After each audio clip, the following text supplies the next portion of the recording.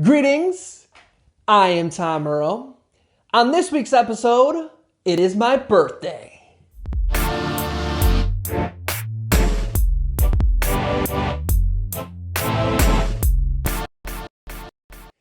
Greetings, I am Tom Earl, and this is my year of grace. I know you could be anywhere, so the fact that you are here today, sharing your greatest gifts, your time and energy, means the world to me. I hope you know that in this moment, just as you are, where you are in your journey, you are loved, you are appreciated, you are valued. Today, if you're listening to this on the day the episode has come out, April 29th, is one day before my birthday, which means April 30th, that's my birthday. So every year, I like to do a birthday edition of my podcast / video series / the celebration. And one of the traditions and rituals that I have around my birthday was first introduced to me by the amazing Jessica Estevez. And it is, for every year you have been alive, you say out loud one thing you love about yourself. For example, I'm turning 32. So I'm going to be sharing 32 things I love about myself with you during this episode. And I encourage you to give this one a shot as well. It's important for us to find space to value and to honor who we are and our journey. Especially right now, we're living in a culture of isolation, and there's a growing body of research to show that loneliness is becoming an epidemic. And the irony is that we're more connected than ever, and at the same time, more disconnected. And when you look in the comments section, or you look at all these different ways people go viral for all the wrong reasons, sometimes it can make us feel afraid to go out there and be ourselves. And so we start to shrink, and in shrinking ourselves, we forget about all the ways we love ourselves. And so it's important to take time to do that.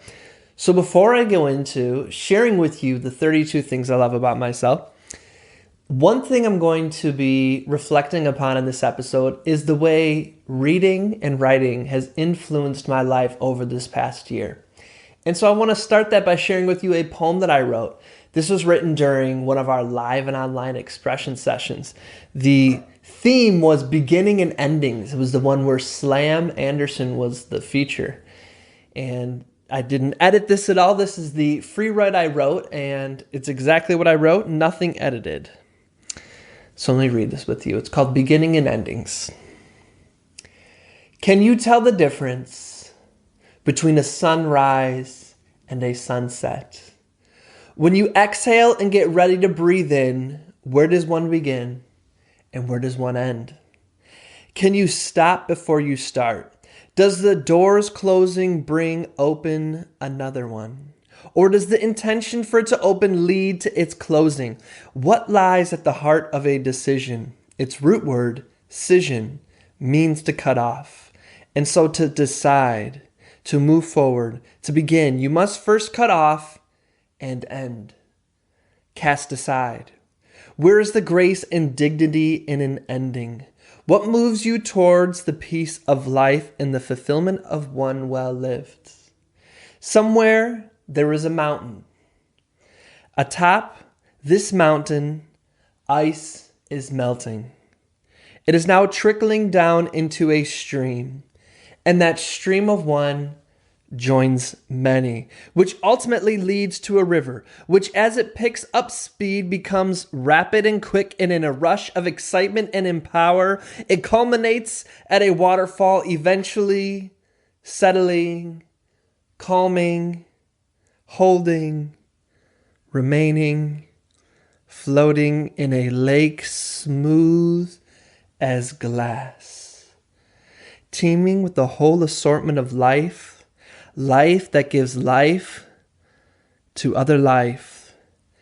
And as time goes on, that water begins to evaporate into the sky. No longer water, now moisture gathering in the heavens, traveling with the winds across the horizon, up and up above a mountaintop, chilled air and heavy clouds turn the moisture to snow. which falls atop a mountain frozen until it begins to warm up, and then melted ice trickles down into a stream, and that stream joins many, and an ending becomes a beginning, which leads to an ending, which becomes a beginning. No matter where you are in your journey, you'll keep returning anew. And so I hope you enjoyed that one. It's very fitting for a birthday podcast. Some people say happy solar return, that returning back 365 days of the sun moving throughout life. And it's important to take time to reflect upon the ways that life, they say, is like a spiral, that we keep coming back to the lessons we've learned, but in new ways and at higher levels of understanding and intention. And so that was a poem I wanted to share with you. I hope you enjoyed it. So here we go. I'm going to share with you my 32 birthday self-affirmations, 32 things I love about myself. Number 1, I love the decisions I have made over this past year. Number 2, I love my body. Number 3, my creativity. Number 4, I love the way I show those I care about how I care about them. Number 5, I love my work ethic. Number 6, I love my discipline. Number 7, I love how I go to bed and get up early. Number 8, I love my laugh. Number 9, I love my courage. Number 10, I love how I am a learner. Number 11, I love how I won't let any obstacle keep me from achieving my goal. Number 12, I love my taste in music. Number 13, I love how I am a great husband. Number 14, I love how I keep our house very tidy and very clean. I love how I clean up our house. It's very nice. Number 15, I love the questions I ask. Number 16, I love how I go for my morning walks. Number 17, I love that I am honest. Number 18, I love how I can accept constructive criticism. Number 19, I love how I'm an artist. Number 20, I love my dedication. Number 21, I love how I create brave spaces. Number 22, I love what I have accomplished and what I do through the live and online expression session. Number 23, I love how I am a great listener. Number 24, I love how I'm a lot of fun. Number 25, I love how I'm really goofy. Number 26, I love that I am a supporter. Number 27, I love that I'm a great manager. Number 28, I love how I'm an awesome team member. Number 29, I love how I am compassionate while at the same time direct. Number 30, I love how I am a reader. Number 31, I love how I have a unique relationship with God. Number 32, for this year, I love my life. So I hope you enjoyed that, my friends. One of the ways I challenged myself this year was to, instead of saying things that I love that I do or saying things that I love that I've accomplished, really saying things I love about me. So some of the ones that I was, writing is, I love the art I've created. Well, that's something out there. So I was trying to think of specifically things really just me, about me, that I love. And we should become skilled at accessing our self-love, at naming and being able to draw on the ways we appreciate ourselves. Often quoted in many different ways. So allow me to be cliche here on my birthday, but it has to start with loving ourselves. That's where it all starts. Because if I don't love myself, everything I do is going to be on this quest to prove myself or to fill this hole. And nobody can externally make you feel that you're worthy. Nobody externally can fill a hole within you. That is something that we must do ourselves. That is the permission we must give ourselves. It's a great analogy is, have you ever lost your keys? You're looking all over the house for them, trying to find it everywhere. Maybe you're even late for a meeting. You're getting more and more frustrated the longer and longer you look for them. You're going crazy. And then you look one more time and they're in your pocket. how you didn't see them, or they're in your purse, or they're in your jacket. The point is that this whole time you were looking for them, you already had those keys with you. But the thing is, even though you had your car keys, your house keys, even though you had them with you, they were useless to you until you realized you had them with you. That's the same thing for our power, for our gifts, for our purpose, for who we are, for the unique experiences, both good and bad, that we have went through, that have culminated in creating who we are. All of those things we have right now, our worthiness. But we can't tap into that power until we recognize, realize, and name that it's something I already have. And not because of something I did, not because I proved myself, but because I just recognized it's already there. I know this is getting a little bit esoteric. It's important to reflect upon. Speaking of reflecting upon, so I was thinking, what else do I want to talk about on this reflective podcast episode? And to be honest, this is kind of a selfish episode where I'm using it as an intentional opportunity for me, myself, to reflect in a structured way. And at the same time, what I like to do is I like to look back each year on my birthday podcast. So selfishly, this is also kind of like a time capsule. And one thing that I don't think people know about me is I love to read. Almost every night before I go to bed, I try to read at least for 15 minutes. And then throughout the day, I'm reading as well. So what I usually do is I read nonfiction during the day, and I read fiction before I go to bed. And I think fiction can sometimes get discredited as bringing a lot of value, especially to people who are really driven, want a lot of success, these kind of things. We think that if we just read self-help books or development books, these kind of things, that's what I need to be empowered. But there's a lot of life lessons you can learn in fictional books as well. So what I want to do is share with you some quotes from books I have read over this past year that have really impacted me, and the ways I want to invite us both, and me, myself included, to reflect upon them. We're going to start with this first quote. It's by Janet Mock from her book, Surpassing Certainty. Here it goes. Janet Mock writes, "I never realized that what I needed was a means to express myself. Hearing myself enabled me to heal myself. For so much of my life, I believed that my silence would protect me, that by keeping my circle small, by holding my truth close, by being cautious of others, I would be able to remain safe. But all it did was isolate me and leave me with delusions.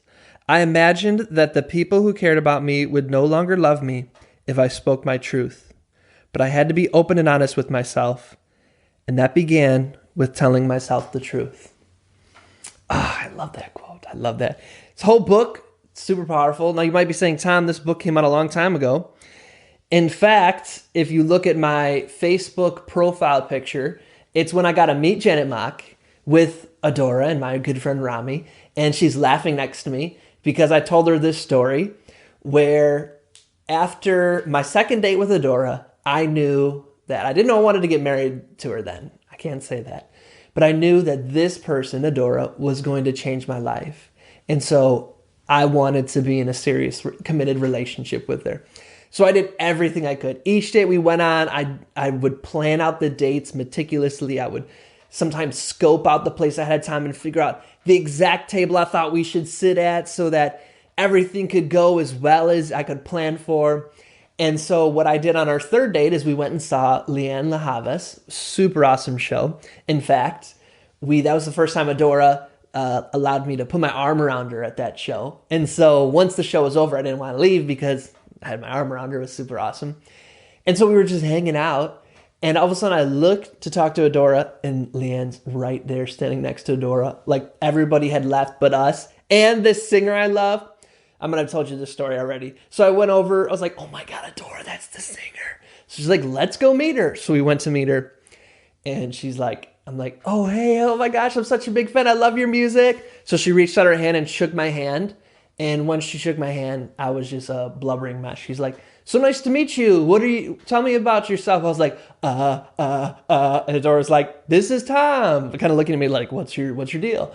She's like, well, thanks for coming, Tom. I was like, She's like, oh, she said to Adora, thanks for bringing him. And Adora's like, no, I didn't bring him. He brought me. She's like, oh, well, thanks for bringing such a lovely lady. And I was just all like, didn't even think to take a picture. Got outside. Adora was like, well, that was fun.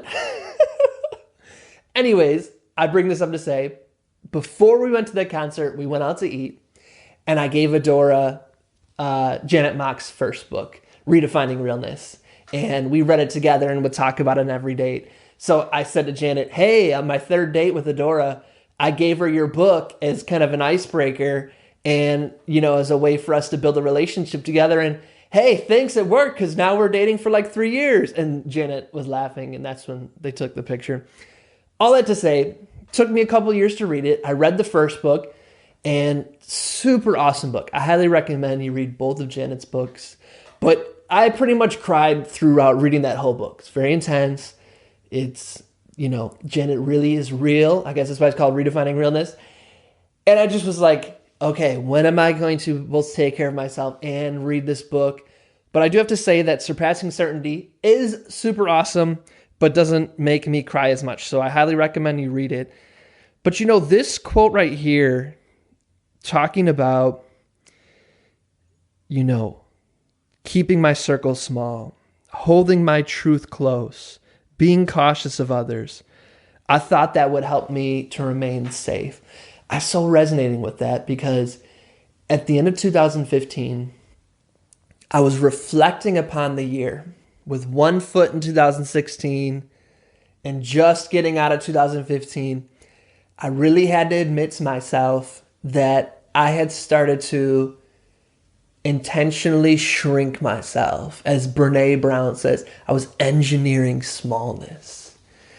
I was thinking, I'm only going to share my poetry, my music, my art, my gifts. I'm only going to share it with a small group of people. And even them, I'm just going to do it in this really protective way. Because I thought, if I do that, it'll save me from rejection, pain, ridicule.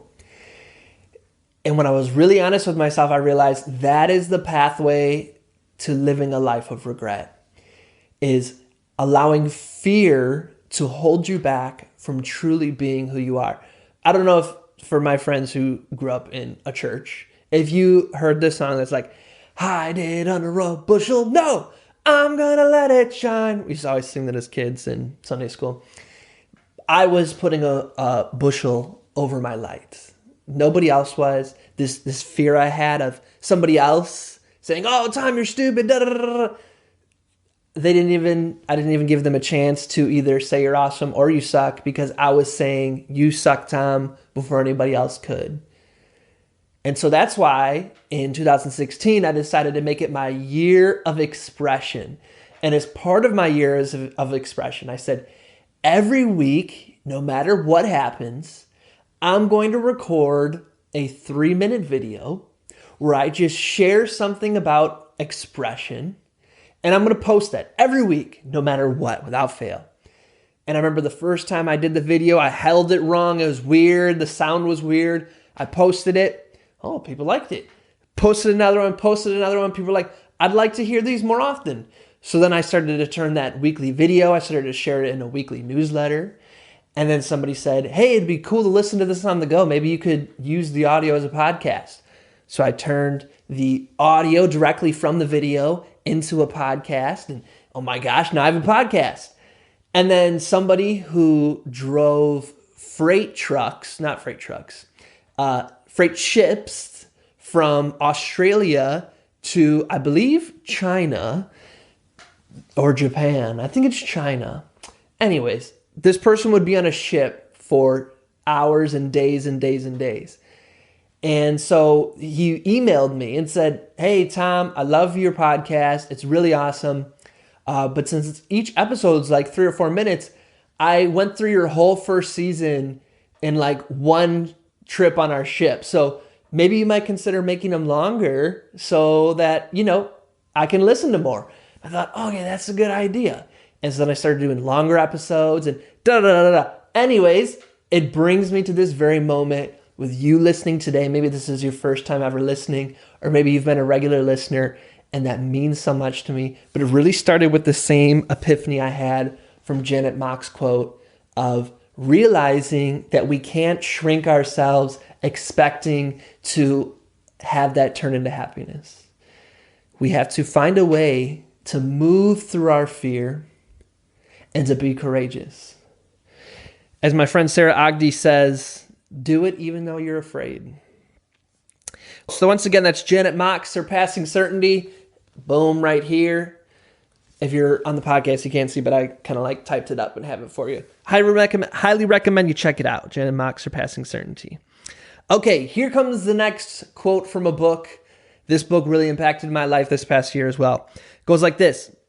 We are defeated one tiny, seemingly insignificant surrender at a time that chips away at who we should really be.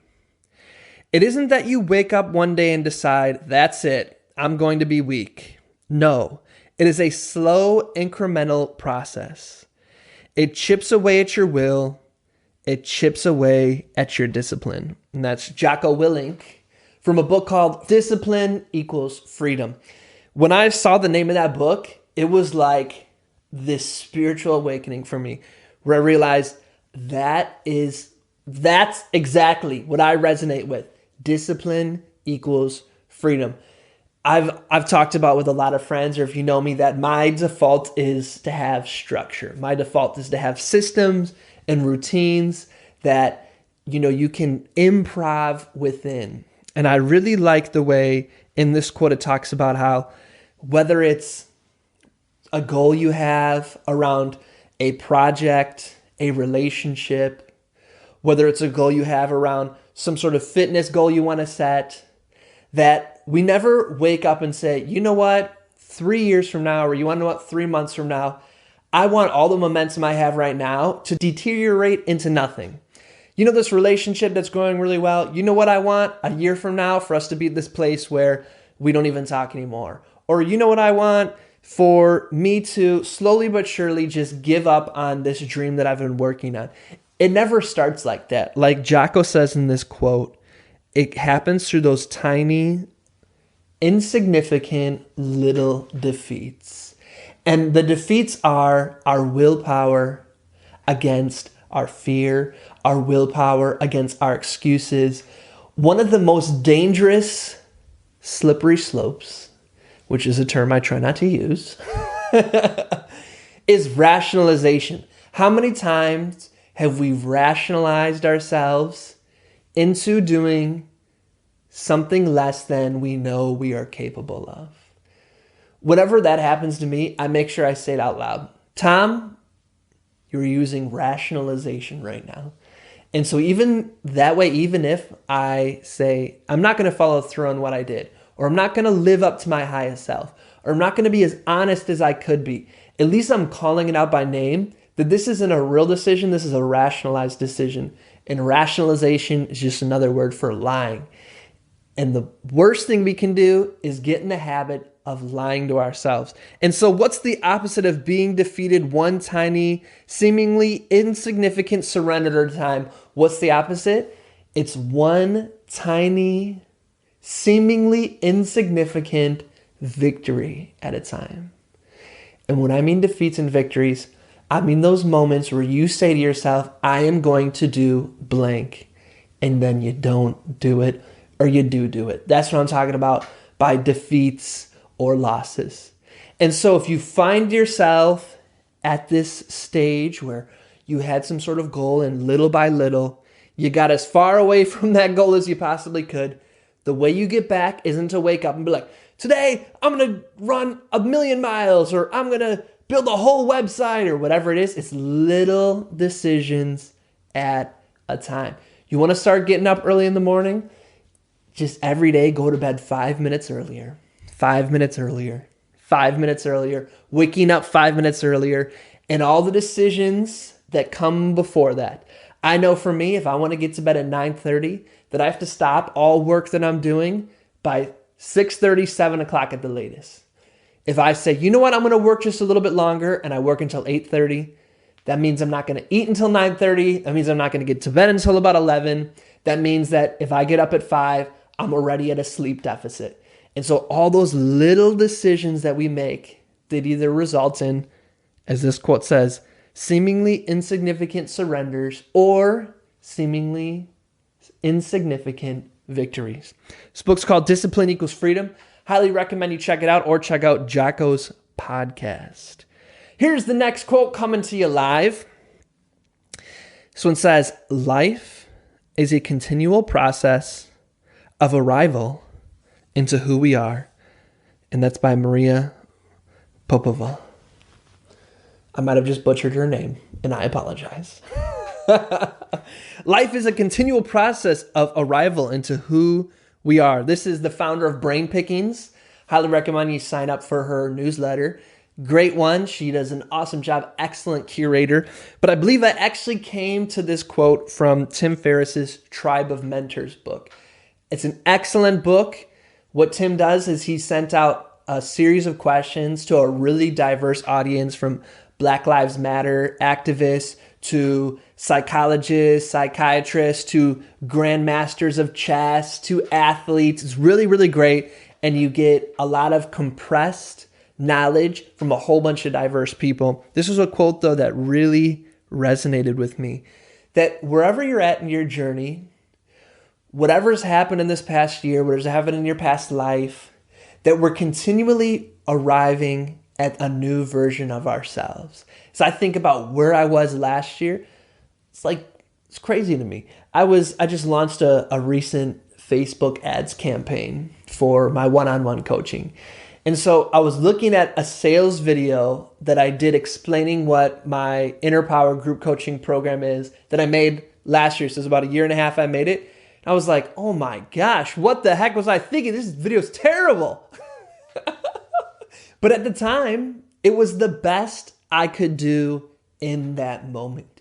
I showed up to that video with everything I had. I prepared as best I could, and it was the best I could do then. And of course, if I'm steadily improving, I'm going to look back, just like I bet you a year from now, I'm going to look back on this video and be like, oh my gosh, what was I doing? Because we're continually arriving at who we are. There's a quote by Miles Davis, since we're talking about quotes. He spent a lifetime trying to play like himself. And that's what we're trying to do, my friends, continually arriving at who we are. Next quote. This next quote's by Michelle Obama. From her book, Becoming. I think anybody who's read this book knows exactly where they were when they were reading this book. It's a spiritual book, I think, for a lot of us. I was reading this book on the way home from Nigeria, where I just got married to Adora. And I read it in just one plane ride. So it's a quick read. It reads almost like a fictional book in that you can't put it down. And this was a line that really stuck out to me. So Michelle writes, I began to see how I'd been stoking the most negative parts of myself, caught up in the notion that everything was unfair, and then assiduously, like a Harvard-trained lawyer, collecting evidence to feed that hypothesis. I now tried out a new hypothesis. It was possible that I was more in charge of my happiness than I was allowing myself to be. This whole book's good. When I looked for a quote that I wanted to pull from it, I was like, I basically highlighted this whole book. It's not how you're supposed to do it, Tom. Oh my gosh, I love this. I noticed myself doing this about 3 weeks ago, where I was realizing, you know what, Tom? You're in this pattern of you're just trying to turn everything into a case for support that this situation you're in sucks. And you want to know what? Who's in charge of whether or not this sucks? You. I always used to tell facilitators that I was training, I would say, if your workshop's boring, it's because you're boring. And so, Tom, if your life sucks, it's because you suck. And I don't mean you suck as in experience shame. I mean, Tom, you suck as in you're in control. If you're in this job, or you're in this situation, or you're at something that's driving you crazy, then figure out a way to turn it into, even if it's just a little bit, something that you like. For instance, this is kind of hilarious, but what I did is I was like, I was in a situation that I thought was kind of getting me down. So I was like, you know what then? If this is getting me down, you know what I'm going to do? I'm going to listen to some of the old music I used to listen to when I was feeling down. So I busted out the Blink 182. I know I went back. Blink 182 and Green Day. And I even listened to a My Chemical Romance song. And I was like, yeah, this is the teen angst. I'm going to listen to some teen angst song. And I was listening to it, and then I couldn't help but just the nostalgia and the funness of singing along to some of those old power pop songs was just got me into a better mood. And I realized that what I can end up doing is stacking excuses right on top of each other. And like Michelle Obama is saying, collecting evidence to feed this hypothesis that life sucks. But instead, what I can say, as Michelle says, is that I'm more in charge of my happiness than I am allowing myself, not that somebody else is allowing, I'm allowing myself to be. So this is a great reminder that it can go either way. I'm in charge of proving to myself that this situation sucks, or I'm in charge of my happiness. Love this quote. Love this book. If you haven't read it yet, Michelle Obama, Becoming. Get yourself a copy today. Be sure to support her. Next quote for you, my friends. Every life is a journey filled with crossroads. And then there are the bridges, those truly frightening choices that span what always was from what will forever be. Finding the courage or stupidity to cross such bridges changes everything. This is by Michael J. Sullivan from the book Ages of Swords. Great book. Even though it's a guy author, I like him because all of his books have strong female leads. So for instance, in this book, the book has a bunch of different characters, but 3 of the main characters are all diverse, really awesome women. So highly recommend this series. But I just love this quote. I love this quote so much. That kind of going back to Jocko's quote, we do have those little tiny decisions that we make all throughout our lives. But as this one says, then there's those choices that span from what always was, from what will forever be. And I love finding the courage or the stupidity to go for that. I was listening to this really awesome podcast with the founders of SoulCycle, and I was going to try to bring in one of their quotes, but I'm going for this theme of where I read it, but otherwise I would have brought in one of their quotes. But anyways, in the interview, it's one with Guy Raz. I think it's called How I Did It or something like that. I would recommend you check it out. They talk about, Guy Raz asked them, hey, do you think that you built a successful business? Was it more by luck or by skill?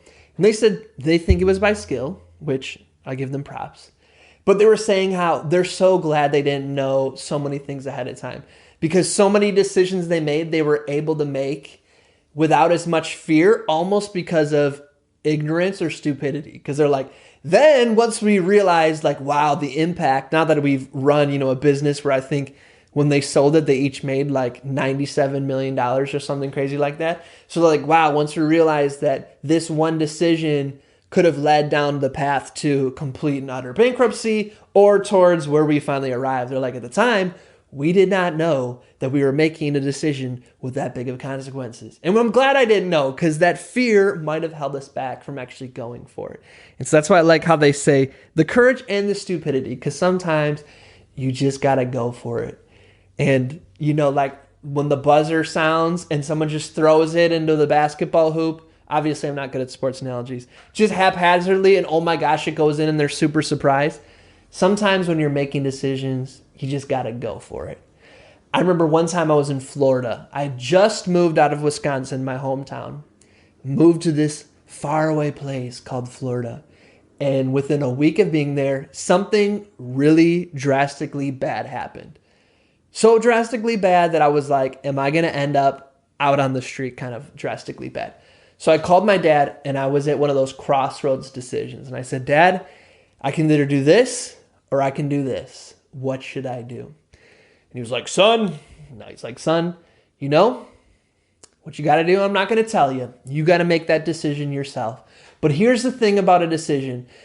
As soon as you make one, the opportunity to make another happens a split second later. So it's important to remember, if you are feeling it all, where you're standing at one of those bridges and you don't know what to do, just remember, even if you make the wrong decision, the opportunity to make your next decision happens a second later. Let's go to the next one. We got 2 more for those following along at home. It goes like this. Courage does not always roar. Valor does not always shine. And that's by Tomi Adeyemi, who wrote Children of Blood and Bone, who's also Nigerian. And in this household, we rock and rep and are proud of the green, white, green. So had to make sure I included a Nigerian author. But of course, this is no just shout out from me.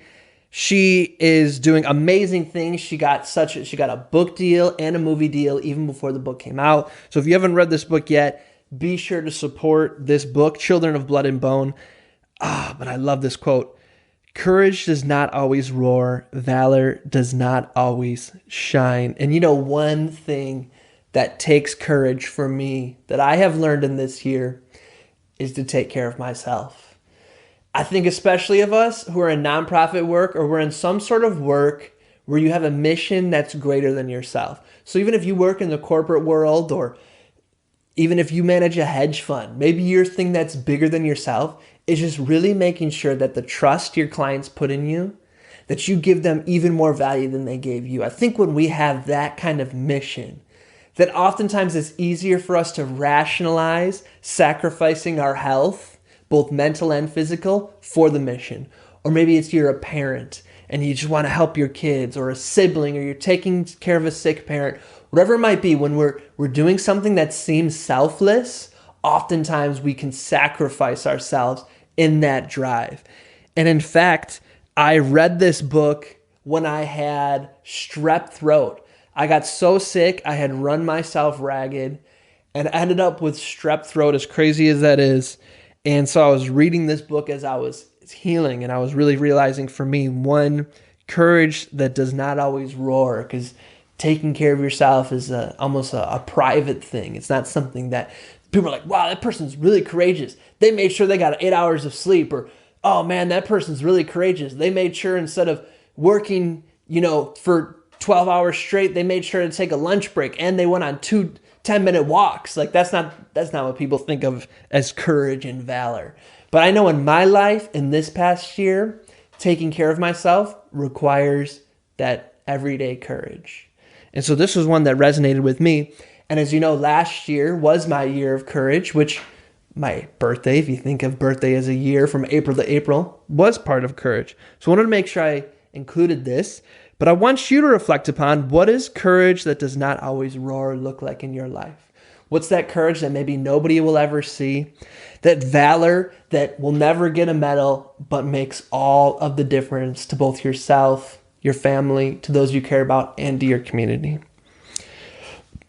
Here we go. We got the last one. In fact, this one made it just at the last minute. I was sitting down and I was like, oh my gosh, I haven't included a quote from Six of Crows. I have to include a quote from Six of Crows.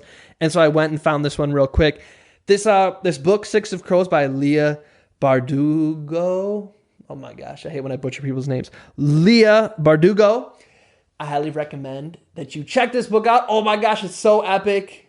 It's so epic. It's so epic that I was wondering, they're going to make this into a movie? So I Googled it, and I saw that a bunch of fans have made fake Netflix trailers for it and are tagging Netflix saying, make this into a movie. Such an awesome book, and we got to support women authors, so really awesome book. So this is the quote one of her characters said. It goes like this. Some people see a magic trick and say, impossible. They clap their hands, turn over their money, and forget about it 10 minutes later. Other people ask how it worked. They go home, get into bed, toss and turn, wondering how it was done. It takes them a good night's sleep to forget all about it. And then there are the ones who stay awake, running through the trick again and again, looking for that skip in perception, the crack in the illusion that will explain how their eyes got duped. They're the kind who won't rest until they've mastered that little bit of mystery for themselves. I'm that kind. And it's such an awesome moment in the book when this quote comes up. I love that quote. I love it. I think I'm so emotionally attached to all these quotes too because I know where in the story they come.